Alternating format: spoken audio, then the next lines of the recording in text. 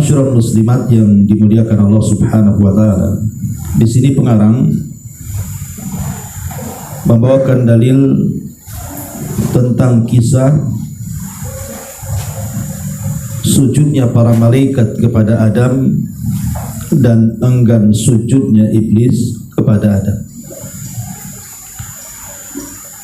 Allah Subhanahu wa taala berfirman, wa idh qulna lil malaikati isjudu li Adam fasajadu illa iblis aba wastakbara wa kana minal kafirin. Dan ingatlah ketika kami katakan kepada para malaikat, sujudlah kalian kepada Adam, maka semua para malaikat sujud kecuali iblis. Dia enggan, sombong, dan termasuk makhluk yang kafir. Ayat ini mengisahkan kepada kita tentang kisah kesombongan iblis laknatullah alaihi. Jadi sebagaimana yang sudah kita ketahui bahwa saat Allah Subhanahu wa taala menciptakan Adam alaihi salatu wassalam, maka para malaikat sempat bertanya kepada Allah Subhanahu wa taala, kenapa Allah sampai menciptakan Nabi Allah Adam? Kemudian malaikat menawarkan diri, karena dikhawatirkan Adam ini yang akan diciptakan Allah akan menumpahkan darah dan merusak di permukaan bumi. Maka malaikat mengatakan, sebaiknya turunkan saja kami ke bumi, biar kami yang beribadah di bumi, supaya tidak ada lagi kerusakan dan pertumpahan darah yang sebelumnya sudah dilakukan oleh bangsa jin, karena jin lebih dulu diciptakan dibandingkan Adam. Tapi Allah Subhanahu wa taala menolak dan mengatakan, inni a'lamu ma la ta'lamun. Saya lebih tahu tentang ciptaanku, kata Allah, dibandingkan kalian. Akhirnya kemudian Allah pun betul-betul menciptakan Adam alaihi salatu wassalam. Nah, ketika Allah Subhanahu wa taala menciptakan Adam dan Adam masih dalam bentuk tanah tembikar, iblis tahu, sehingga iblis mendatangi patung Adam yang belum ditiupkan roh. Maka iblis pun berputar-putar di patung Adam itu, terkadang masuk dari lubang telinga, keluar dari lubang hidung, masuk dari lubang mulut, keluar dari lubang telinga, dan begitu seterusnya. Kemudian iblis menganggap bahwa Adam itu makhluk lemah. Kenapa? Karena memiliki rongga. Lah iblis kemudian mengatakan di hadapan patung Adam ini, lau sullittu alayya, lau sullitta alayya la uhlikanna. Kalau seandainya makhluk ini diserahkan kepadaku, maka ku hancurkan dia. Jadi hasadnya iblis itu sudah ada sebelum Adam ditiupkan ruh. Lah ketika betul-betul kemudian Allah Subhanahu wa taala meniupkan ruh kepada Adam dan meminta kepada seluruh malaikat untuk sujud kepada Adam, maka Allah Subhanahu wa taala katakan, fa idza sawaituhu wa nafakhtu fihi min ruhi faqa'u lahu sajidin. Maka setelah aku sempurnakan ciptaan Adam, kemudian semata-mata aku tiupkan ruh ke dalam jasad Adam, maka sujudlah kalian semua kepada Adam. Maka ketika betul-betul Allah Subhanahu wa taala meniupkan ruh kepada Adam, maka semua malaikat sujud kepada Adam. Dan sujudnya kepada Adam tentu bukan sujud ibadah, tapi maksudnya sujud penghormatan. Dan bukan sujud kepada jasadnya Adam, tetapi kepada ruhnya Adam. Karena Allah mengatakan semata-mata ruh ditiupkan, sujudlah kalian. Ya, karena ruh lebih mulia dibandingkan jasad. Maka ketika seluruh malaikat sujud kepada Adam, rupanya iblis yang hadir di situ tidak mau sujud.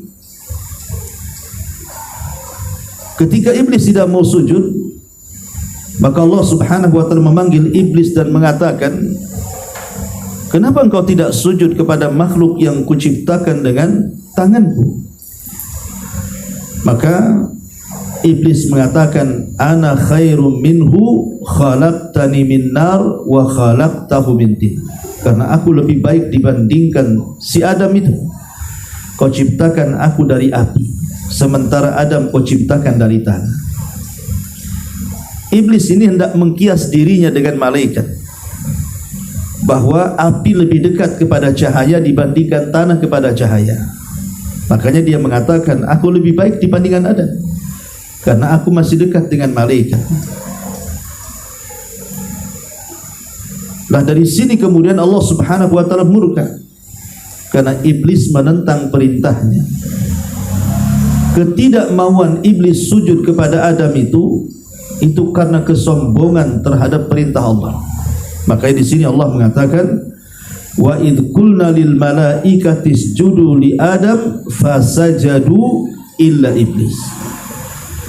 Dan ingatlah ketika kami katakan kepada para malaikat, sujudlah kalian kepada Adam, semua malaikat sujud kecuali iblis. Alasannya, aba wastakbara wa kana minal kafirin. Dia enggan dan dia sombong dan termasuk makhluk yang kafir. Ma'asyiral muslimin yang dimuliakan Allah Subhanahu wa taala, makanya dari sini, dari ayat ini menunjukkan bahwa sombong itu sesuatu yang sangat bahaya.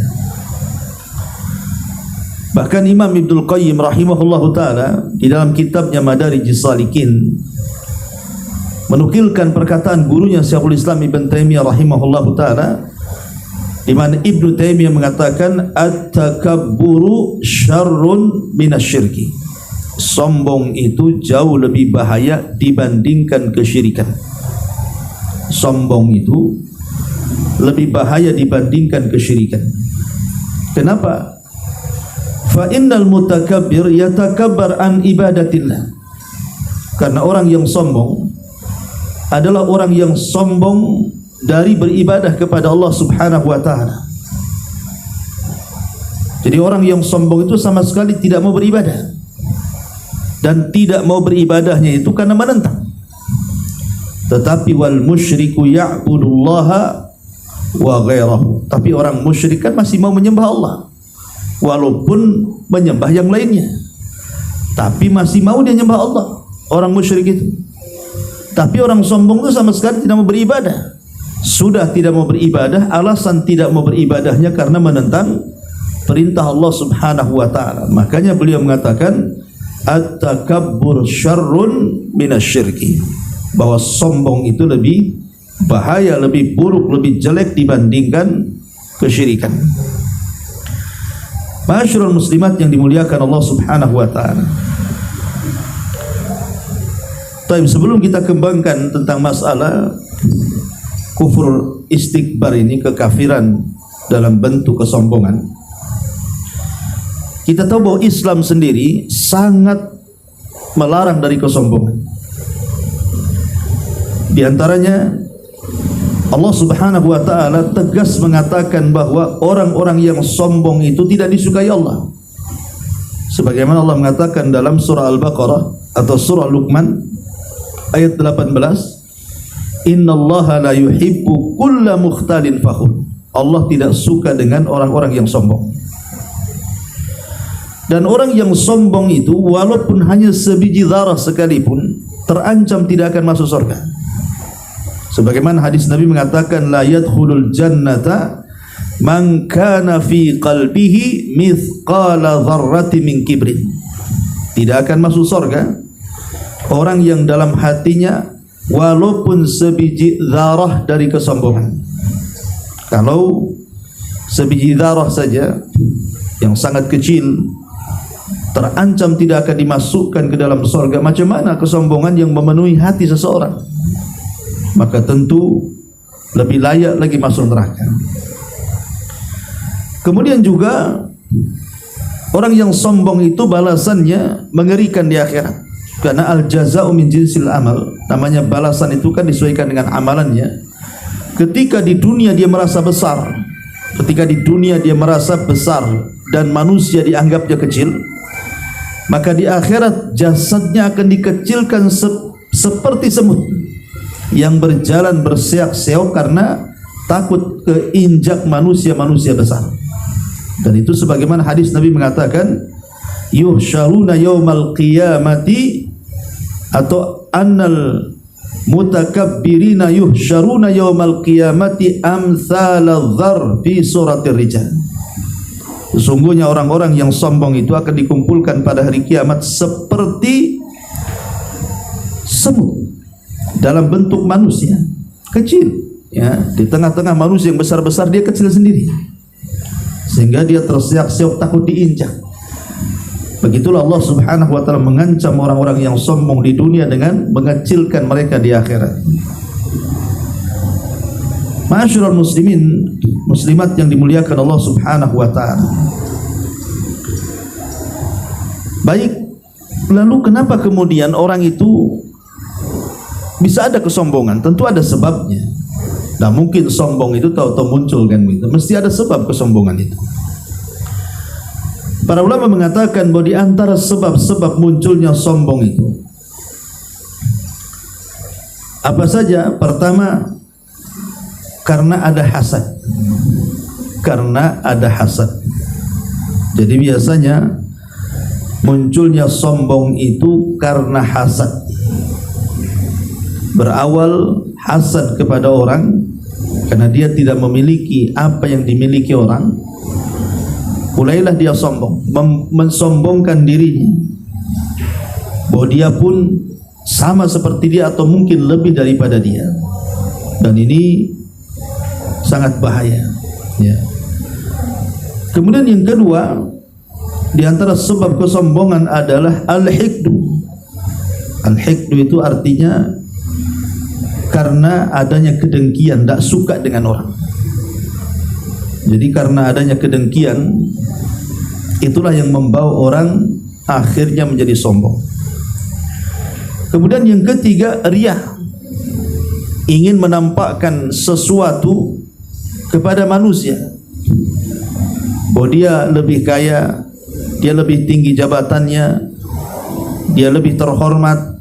Riya, ingin dikasih tahu dengan merendahkan orang, ya. Kemudian juga yang keempat, al-ujub, karena membanggakan diri. Kalau membanggakan diri ini sudah barang tentu biasanya berakhir dengan kesombongan. Ma'asyiral muslimat yang dimuliakan Allah Subhanahu wa taala. Kalau kita melihat di dalam Al-Qur'anul Karim tentang macam-macam takabur, macam-macam kesombongan itu. Kesombongan itu dibagi menjadi tiga. Yang pertama, at-takabbur 'ala Allah, sombong kepada Allah Azza wa Jalla, dan ini yang paling bahaya. Pembahasan kita ini sombong kepada Allah, karena ini membawa kepada kekufuran. Sombong kepada Allah. Nah, seperti dicontohkan sombongnya iblis kepada Allah. Ketika disuruh sujud dia tak mau. Kemudian sombongnya Namrud kepada Allah, karena dia merasa bahwa dia memiliki rububiyah Allah, mampu menghidupkan dan matikan.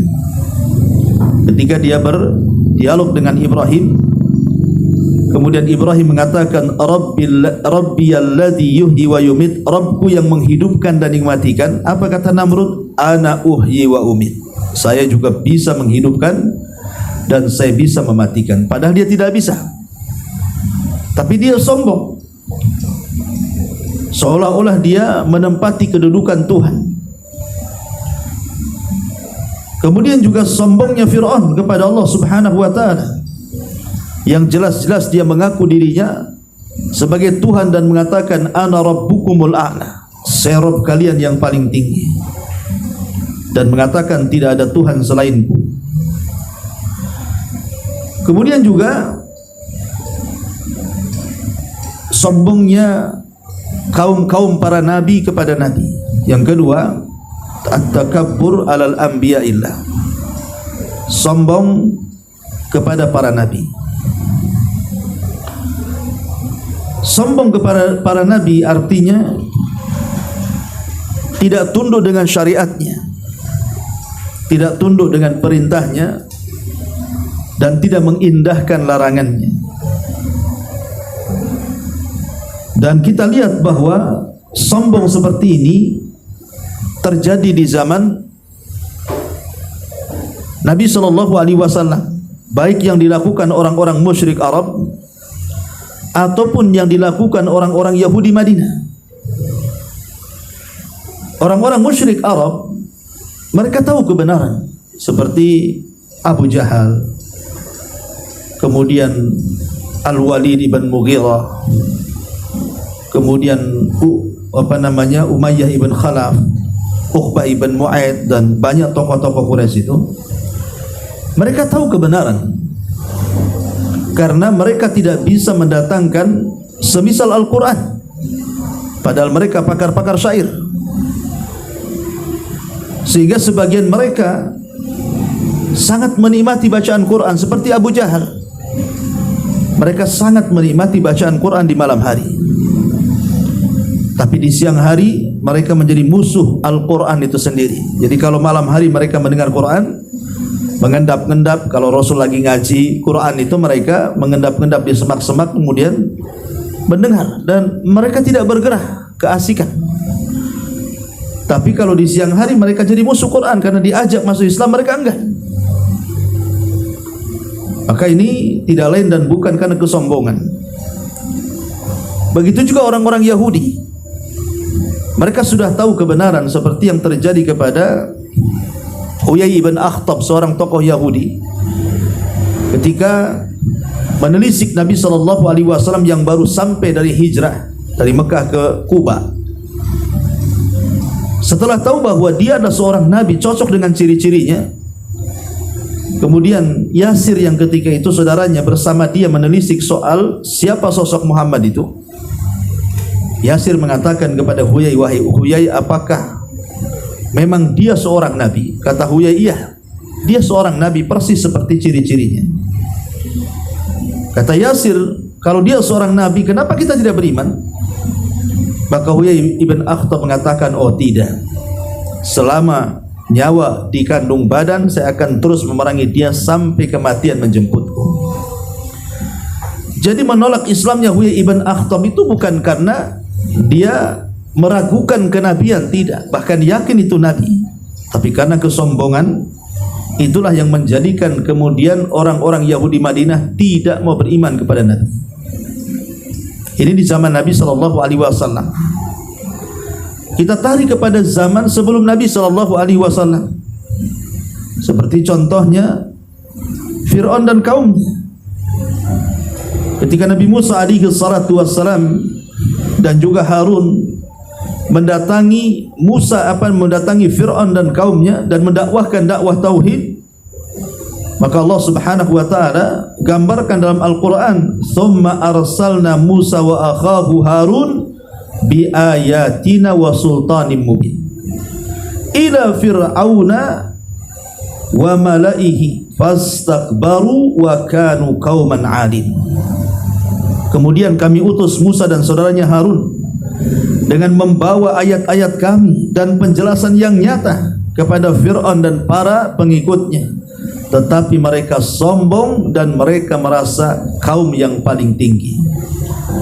Artinya bahwa Fir'aun dan kaumnya, mereka sombong kepada Musa alaihi salatu wassalam, dan ini kesombongan kepada para nabi. Atau kisah Ashabul Qaryah, kisah Ashabul Qaryah, ketika Allah Subhanahu wa taala mengatakan dalam sebuah kisah dalam surah Yasin ayat 13 sampai 19, "Wadrib lahum mathalan ashabal qaryati idja'ahal mursalun." Ceritakan kepada mereka tentang kisah Ashabul Qaryah ketika diutus kepada mereka para utusan. "Idz arsalna ilaihi muthnaini fakadzabuhuma fa'azzazna bisalisin." Ketika kami utus kepada mereka dua nabi, rupanya tidak cukup, kami kuatkan dengan 3 nabi lagi. Dikirim satu jadi 3 nabi untuk mendakwahi ashabul qaryah itu. Tetapi mereka malah ditolak dakwahnya, bahkan hampir dibunuh. Ma'asyiral muslimat yang dimuliakan Allah Subhanahu wa taala, sampai akhirnya ada seseorang yang bernama Habibur Rahman. Ada yang mengatakan dia tukang jahit, ada yang mengatakan pekerjaan yang lainnya, wallahu alam. Dia dari perbatasan Madinah sampai berjalan kepada ashabul qaryah untuk mengingatkan bahwa kedatangan 3 orang nabi itu adalah membawa kebaikan. Tetapi kemudian Habibur Rahman ini malah dibantai oleh kaumnya. Kemudian setelah dia dibunuh, 3 nabi juga tidak lepas dari pembunuhan. Nah, ini kan sombong, bukannya menerima malah dibunuh pula nabi itu karena tidak cocok dengan hawa nafsu mereka. Begitulah Bani Israel, kalau tidak cocok dengan hawa nafsu mereka, fariqun kadzabtum wa fariqun taqtulun. Sebagian mereka mendustakan dan sebagian mereka menjadi pembunuh para nabi. Ya. Atau mungkin Nabi Nuh alaihi salatu wassalam ketika berdakwah kepada kaumnya mengatakan, ya Nuh, qad jadaltana fa aktsarta jidalana fa'tina bima ta'iduna in kunta minas sadiqin. Wahai Nuh, engkau sudah banyak melakukan berbantah-bantah dengan kami, begitu juga kami. Begini sajalah, kalau memang engkau seorang nabi, datangkan azab kepada kami kalau engkau memang benar. Jadi kaumnya Nuh malah menantang untuk didatangkan azab, dan itu kesombongan namanya. Makanya betul-betul Nuh berdoa kepada Allah, maka datanglah banjir bandang yang sangat besar diiringi tufan meluluh lantakkan seluruh kaumnya karena kesombongan. Begitu juga Syuaib dengan kaumnya. Mereka mengatakan kepada Syuaib, ya Syuaib, ma nafqahu katsiran mimma taqul wa inna lanaraka fina dha'ifa. Wahai Syuaib, kami tidak paham apa yang kau katakan. Ini kan melecehkan. Syuaib itu khatibul anbiya, dia adalah oratornya para nabi. Orang orator itu jelas bahasanya bagus, tapi kaumnya merendahkan Syuaib dengan mengatakan, kami tidak tahu loh bahasamu itu apa. Kamu ini ngomong apa? Kan itu kesombongan itu. Seolah-olah tidak paham dengan apa yang dikatakan Nabi Syuaib. Kemudian mengatakan, wa inna lanaraka dha'ifa, kami melihat engkau ini lemah. Ya, ini kesombongan kepada para nabi. Lah, ini sebuah kekufuran. Ya, baik sombong kepada Allah Subhanahu wa taala ataupun sombong kepada para nabi, termasuk sombong kepada Nabi kita Muhammad sallallahu alaihi wasallam, itu juga bagian daripada kekufuran. Ingat, itu bagian daripada kekufuran. Ma'asyiral muslimat yang dimuliakan Allah Azza wa Jalla, lah yang ketiga at-takabbur 'alan nas, sombong kepada manusia. Lah, sombong kepada manusia ini ada di beberapa macam. Pertama, terkadang orang itu sombong dengan pengetahuan. Ada orang yang sombong dengan pengetahuan karena merasa dirinya lebih pandai, lebih cerdas, lebih tinggi sekolahnya, lebih tinggi alma maternya, dan begitu seterusnya. Maka terkadang orang terkecoh dengan pengetahuannya, akhirnya merendahkan yang bodoh-bodoh yang di bawahnya, atau mungkin membodoh-bodohi orang-orang yang di bawahnya. Maka ini faktor pertama, orang bisa sombong karena pengetahuan ilmu. Bisa saja ilmu agama ataupun ilmu dunia. Yang kedua, takabbur bi kasratil ibadah, karena merasa banyak ibadah. Merasa banyak ibadah, mungkin kalau ngaji itu merasa paling senior. Yang junior-junior ini direndahkan dia. Merasa paling lama hijrahnya, paling lama masuk sunnahnya, paling banyak ibadahnya, paling banyak majelis taklim yang didatanginya, dan begitu seterusnya. Maka ini termasuk tipu daya syaitan, rasa sombong dengan ibadah. Kemudian yang ketiga, at-takabbur bin nasab, merasa sombong dengan nasab, merasa nasabnya sampai kepada Nabi, sementara yang lain tidak. Akhirnya kemudian merasa lebih mulia, lebih hebat, lebih agung, padahal Allah mengatakan inna akramakum indallahi atqakum. Orang yang paling mulia itu adalah ketakwaan, orang yang bertakwa. Dan di akhirat pun nasab itu akan terputus. Di akhirat itulah nasab akan terputus. Jadi buat apa kemudian dibangga-banggakan sombong dengan nasab? Di zaman Nabi SAW, Rasul tidak suka dengan orang-orang yang menyombongkan nasab. Bahkan menggolongkan orang-orang yang sombong dengan nasab itu bagian daripada tradisi jahiliyah. Al-fakhru bil ansab itu. Kata Nabi SAW, arba'un min umuril jahiliyah. 4 perkara termasuk perkara-perkara jahiliyah. Salah satunya al-fakhru bil ansab. Merasa bangga dengan nasab. Ini tradisi jahiliyah. Makanya ketika ada seseorang di zaman Rasul, dia berbangga dengan nasab, kemudian melecehkan nasab yang lainnya, dia mengatakan, tahukah kamu siapa saya? Kemudian dia mengatakan, saya anak fulan bin fulan bin fulan bin fulan. Kemudian mengatakan kepada kawannya, amma anta fala ummalaka. Adapun kamu sebutkan nasabmu, saya kira tidak semulia nasabku, katanya. Dengan malu-malu dia menyebutkan. Kata Nabi, ketika itu Nabi lewat di situ. Maka Nabi mengatakan, stop. Kenapa kalian berbangga dengan nasab? Tidakkah kalian mendengar dulu di zaman Nabi Musa, kata Rasul, ada 2 orang persis seperti kalian. Yang satu mengatakan, tahukah kamu siapa saya? Kemudian dia mengatakan, saya fulan bin fulan bin fulan bin fulan, sampai 9 kakeknya disebut. Dan dia sombong dengan kakek-kakeknya. Kemudian setelah dia berbangga dengan nasab, dia lecehkan nasab orang dan mengatakan, amma anta fala ummalaka. Adapun kau, saya kira tidak punya nasab sehebat diriku, katanya. Sebutkan nasabnya. Akhirnya kawannya ini malu-malu menyebutkan nasab. Kemudian dia mulai mengatakan, saya fulan ibn fulan ibn fulan. Langsung berhenti karena dia tahu kakek buyut yang ketiganya kafir, tidak muslim. Sehingga dia mengulang lagi, ana fulan ibn fulan ibn fulan ibnul Islam. Dia nasabkan ke Islam tu kakek buyut yang ketiganya.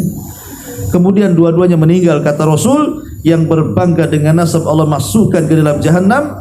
Yang tidak berbangga dengan nasab kecuali nasab-nasab yang memang bisa membantu dia di akhirat, maka Allah masukkan dia ke dalam surga.